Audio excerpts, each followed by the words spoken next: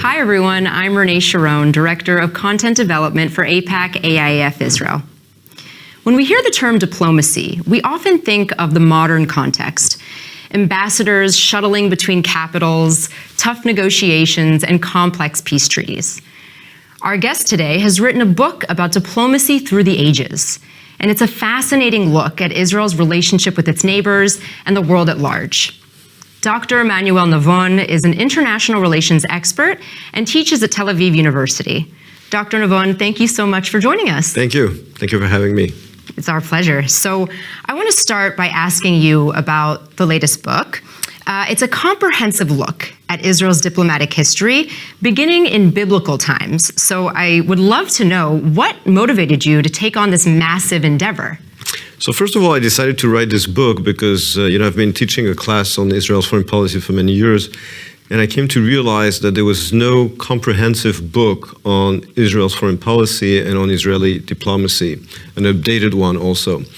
And so when I started writing the book, I said to myself, okay, but the history of the Jewish people doesn't start in 1948. Like if you would write a book on the foreign policy or the diplomatic history of Russia or Germany, you wouldn't start in the modern era. And so I decided to give it a wide historical perspective, which is a challenge in the case of the Jewish people, because there were, of course, Jewish kingdoms in antiquity, and I claimed that there was some time of Jewish diplomacy also during exile. So I decided to really write a diplomatic history of the Jewish people, going back to the ancient kingdoms of Israel, which is indeed very ambitious, but I think it is necessary to understand the diplomatic history of the Jewish people and of the state of Israel with a wide historical perspective. And that's why I decided to go back to antiquity, even though the bulk of the book, of course, is on modern diplomacy. But I think it's important to understand this wide historical perspective. Right. It makes sense to start at the beginning of a story when you're trying to tell a story like you did. And it's funny because a lot of people think that Israel's diplomatic history started in 1948 with Israel's independence, but you assert in the book that it started with Jewish peoplehood, like you mentioned. So could you elaborate a little bit about that? Right. So Israel, of course, as a country, as a state, became independent in 1948. But it wasn't created out of thin air. Very often the people use the word the creation of the state of Israel. I don't like this word because Israel was not created. It's a people that became independent, like most people became independent after World War II. Now, the case of the Jewish people is unique because the Jewish people is probably the only people that has survived since antiquity, despite being stateless for most of its history. That is a unique case in the annals of history. I start my book by quoting from the Geneva philosopher Jean-Jacques Rousseau from the 18th century, saying, I've never seen such a case in history. I don't understand. This needs to be really looked into. And it is indeed unparalleled. The British historian Arnold Toynbee had used the word fossil to describe the Jewish people because he claimed that the Jewish people today is just a fossil of ancient history. He couldn't make sense of this unique survival. And the Jewish people, when it regained its independence in 1948, did so after 3 millennia of history and nearly 1,000 years of statehood and independence in various forms in antiquity. And of course, it's not a new actor in history and in diplomatic history, and I wanted to understand how all those years of ancient history have influenced the way the Jews and of course the state of Israel conduct itself on the world scene. So I want to ask you about the name of the book. You've named the book The Star and the Scepter. Can you tell us a little bit about how these two things symbolize Israeli diplomacy? Yeah, so the reason why I chose this title, it's inspired from a verse from the book of Number. A star shall come out of Jacob and a scepter from Israel. When the prophet Bilam is paid, basically, is hired to curse the Jewish people and ends up blessing the Jewish people. And when I try to understand the meaning of that verse, a star coming out of Jacob and a scepter from Israel, I think I came to the conclusion that the star is identified with Jacob because Jacob, unlike his brother Esau, represented spirituality without power, and his twin brother, was power without spirituality. And none of them was really complete. the reason why Jacob had to face this angel in the middle of the night and fight with him before meeting his brother, his revengeful brother Esau, was for him to prove his ability and willingness to use strength and power in the real world in order to defend an ideal. And that's when he receives the name Israel in Hebrew, Israel in English. And I think the name really symbolizes the search for a balance between faith and power. Faith being represented or symbolized by the Star of David, and power being symbolized by the scepter. And so I use this title because I claim, after reviewing over 3,000 years of diplomatic history, that the Jewish people has been successful when it has found the golden path and the balance, the difficult balance between spirituality and between power, between faith and between the real world. And there have been many times tendencies in our history to go one way or the other, and this has ended in failure. And so I think this verse and this title really symbolizes the central idea, the central thesis of the book, which is, as I said, that the Jewish people historically has succeeded in its relations with other nations by keeping a delicate balance between those two poles. So what you're saying is that it's a balance between the need to recognize Jewish history, Jewish continuity, and the political reality of the moment. Is that right? Yes, I think that it's being faithful to your history and your identity on the one hand, but also realizing that when you are a statesman or a diplomat, reality has its constraints, right, and you have to deal with those. Right. So could you actually give us an example from the book where Israel is able to maintain that balance? I think an excellent example in modern times, of course, David Ben Gurion, who on the one hand had a very strong sense of Jewish history, even though he was secular, and yet he had a very strong connection to Jewish history, to the city of Jerusalem.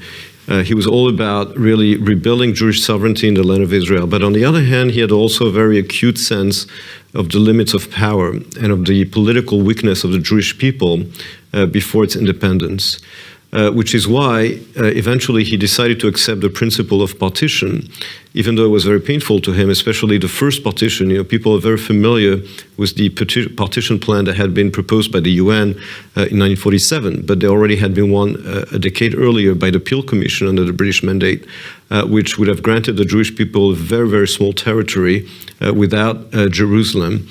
And he accepted it very reluctantly, hoping, of course, that the borders would be eventually expanded. But his rationale was that, in 1937, it had been already 4 years after the Nazis had come to power in Germany, and there was an emergency when the British mandate, the British government was restricting Jewish immigration to British Palestine. And then again in 1947, he accepted partition, even though here again it didn't include Jerusalem. But he knew that eventually what would determine the borders of the Jewish state would be war, which is why, by the way, he did not mention borders in Israel's Declaration of Independence. Right.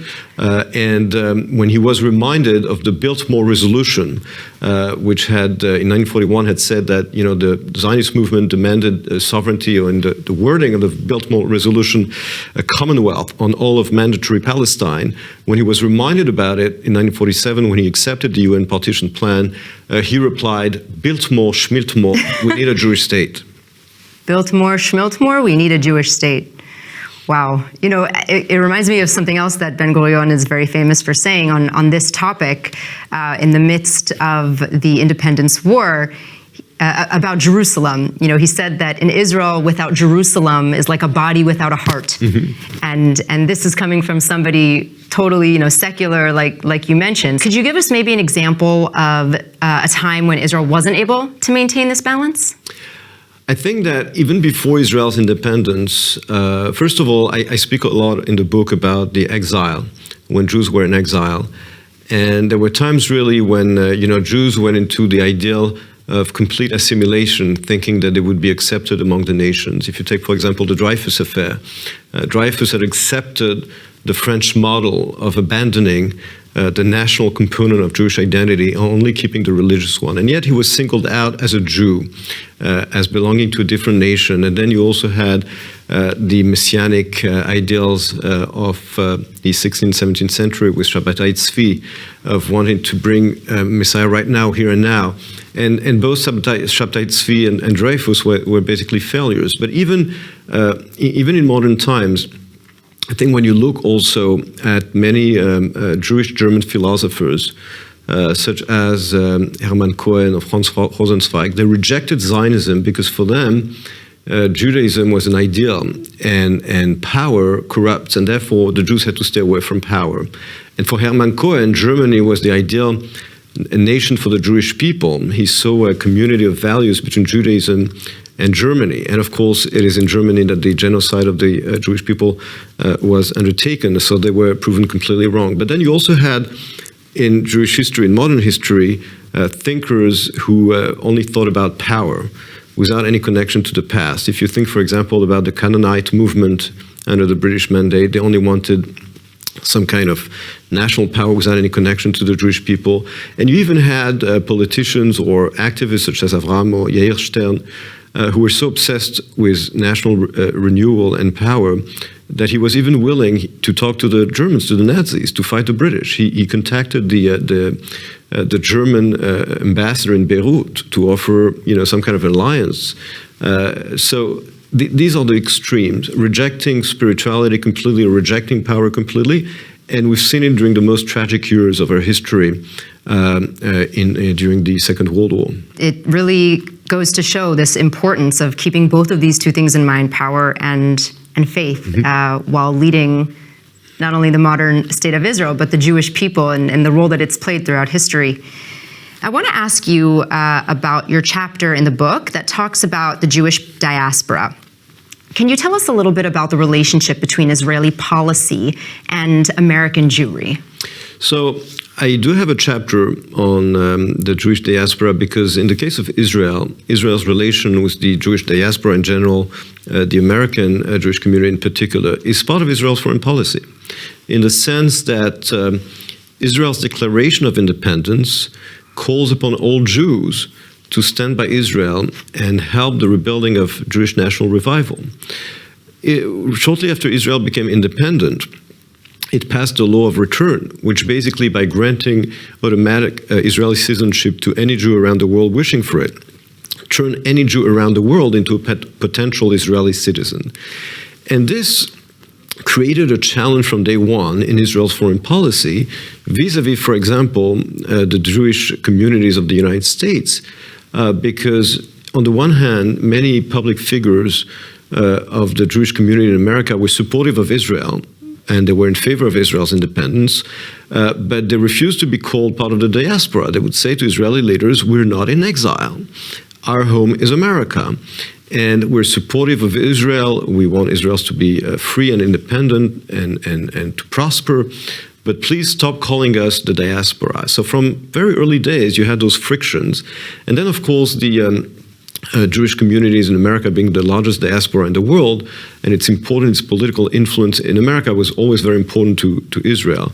And then, of course, you had both the political support and very important projects of cooperation between the Jewish diaspora in America and Israel when it came, for example, to bringing the Ethiopian Jews or fighting against the Soviet Union for the refusnik to bring them to Israel, to let them leave the Soviet Union. So you had periods of real partnership. And we know also there are also many disagreements. And I think that this is something, it's actually one of the, I think I say in the book, one of the key challenges of Israel's foreign policy today is really to work out its very complicated relation with American Jewry. And what about the current government? Do you see any of your ideas that you talk about in the book displayed in the current government and their approach to American Jewry? I think the current government is really making an effort to find a new type of dialogue with American Jewry. I think we're all aware of the fact that in recent years there have been a lot of criticism on both sides. And I do believe that the current government, which, as you know, is made up of very different political parties coming from different perspectives, is really trying to consolidate in an open and frank dialogue the relation with the Jewish communities of America. It doesn't mean that we can agree on everything. There will always be disagreements. But I think there's a strong feeling that something needs to be healed and rebuilt. Yeah. So, I want to ask you something that a lot of American Jews and probably Jewish diaspora at large feels back in their homes, which is the criticism that Israel faces in the international arena.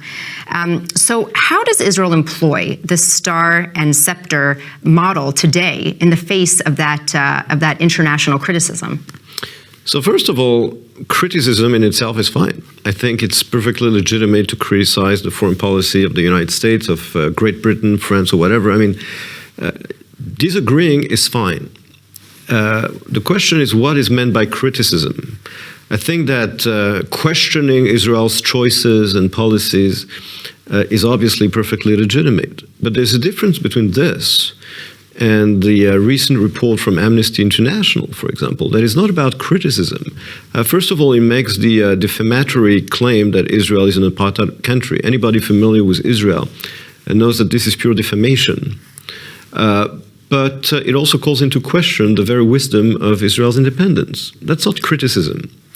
And I think that here, Israel, and we have to be very clear, and make the difference between legitimate criticism and calling into question Israel's very independence and making defamatory claims about Israel. So going back to the Star and the Scepter, I think that when you have this wide historical perspective and you realize that the Jewish people is about a 3,000-year-old history with a message and with an idea and a culture, you see things differently. And when it comes to the scepter, to know how to use power, to fight those malevolent forces that are not here only to just criticize, say, I don't agree with this, that's fine. But calling into question Israel's independence, here you also have to use the scepter and power to fight those forces. And to say, look, if you're going to call into question the right to self-determination only of the Jewish people, out of dozens, if not hundreds of nations around the world. So obviously this is not about criticism. This is about denying a universal right only to one nation, and this has to be fought. This has to be fought with both political power, that's the scepter, but also with ideas, and that's the star, because this struggle is not only a struggle about power, it's also struggles about ideas, and at the end of the day, if you're not aware of your history, and what the Jewish people is about, it's much harder to fight on the intellectual level. Yeah, which is why it's so important that you really start with this comprehensive approach to telling the story. So I want to ask one last question, and it might be a little bit of a spoiler, so I hope it's okay. If you were to write a sequel to this book, what would it entail? And what lies ahead in Israel's diplomatic future? So first of all, the book was finished and published right before the Abraham Accords. Oh, perfect timing. So I would add probably a chapter on this topic. But generally speaking, I would say that I think the conclusion of the book is still valid today, which is that in 2022, Israel's international standing has never been so good. Seriously, I mean, Israel's today, I think if you would have told Ben Gurion in 1948 that one day Israel would be the most powerful country of the Middle East, building alliances with Arab countries, having diplomatic relations with most of them, even with the Muslim world, having strategic relations with the United States, working relations with Russia, with China, etc., he would not have believed it. Yeah, I don't think so either. Exactly. So I think from that perspective, Israel is a success story in general, but also a diplomatic success story in particular. Yeah. Of course, it doesn't mean that we don't have challenges. We do have many challenges that we still have to face. And I think that if you take, for example, to point out to two issues next to this very rosy picture, which I think it's true, I really believe it, that Israel's international standing today is very good. And yet, for example, if you take we mentioned before the relation with the diaspora, this is something that has to be handled. For Israel's foreign policy, really work out our complicated relationship with the Jewish diasporas in America. That is a challenge that we see all the time as it keeps going on and on and on. It has to be solved. So we're all aware of the fact that Israel is about coalition politics. We know that. And yet, this is something that Israel needs to face. Another issue which we need to face is the fact that even though, as I claim in the book, basically in the Arab-Israeli conflict, Israel has won. Israel has had the upper hand in that conflict. At the same time, of course, the Palestinian issue is not going anywhere. It is not solved. It doesn't mean that it's solvable, but it cannot be completely, it cannot be ignored. It doesn't mean it can be solved, but I'm just saying that it has to be addressed, and that is also a challenge. I think there is sometimes a feeling that when you're doing so well, you can look the other way. And I think, there have been instances in our foreign policy where we've been surprised, sometimes out of hubris. One of the biggest, of course, the most obvious examples was the Yom Kippur War in 1973, where we paid the price of our hubris. And I think that even though, as I said, we've had the upper hand, thankfully, in this conflict, and today we have this normalization with the Arab world, which is excellent. This issue is not going anywhere, and we have to look at it. We have to think of maybe different ways of handling it for the good of both sides. Yeah, well, I think what's for certain is that regardless of what our future holds, it will provide you with plenty of material to include in your sequel of this book. Thank you so much for taking the time. Really fascinating book, and thank you very much. My pleasure.